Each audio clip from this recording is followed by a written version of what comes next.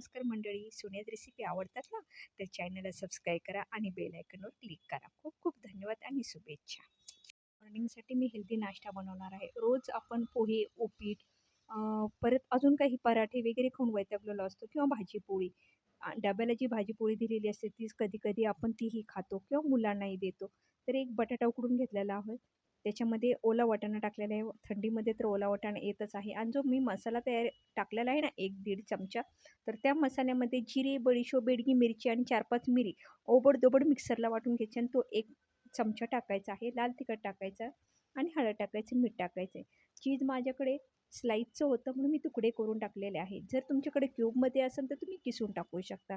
आता माझ्याकडे जे अवेलेबल आहे मी तेच टाकलेलं आहे. एका बटाट्यापासून आहे ना आपण जवळ-जवळ 3 टोपज तयार करू शकतो. आता ही चपातीचं पीठ आहे. मी चपातीचं पीठ सकाळी जेव्हा मुलांना डबा दिला ना, त्याचं पीठ राहिलेलंच होतं, तर त्यांना मी हा नाश्ता दिला त्या घरीच खाण्यासाठी.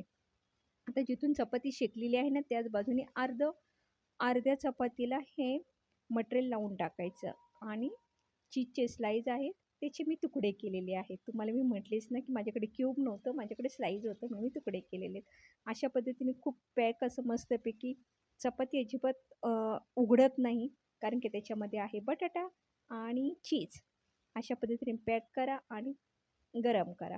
आता तुम्हाला जर ह्याच्यावर बटर किंवा गावरान तूप जर हवं असेल किंवा तेल टाकून तुमच्या आवडीनुसार तुम्ही तूप, तेल, बटर टाकू शकता. आणि अशा पद्धतीने जो मधला भाग आहे ना, तो भाजायचा बाकी राहतो. तर चिमटेने अशी उभं करायचं आणि भाजून घ्यायचं. खूप क्रंची आणि खूप टेस्टी ब्रेकफास्ट होतो. अशा पद्धतीने मी दुसरंही टोपच तयार केलेलं आहे. मी एका बटाट्यापासून हे 3 तयार झालेले आहेत. तर तुमच्या घरामध्ये किती माणसं आहेत त्याप्रमाणे तुम्ही 1-2 बटाटे टाकून करू शकता आणि खूपच टेस्टी म्हटल्यावर लहान मुलांसकट मोठ्या माणसापर्यंत हे सगळे खातात अहो. कारण आपण रोजचाच जो नेहमीचाच आपला नाश्ता असतो ना, तो खाऊन बोर झालेला असतो.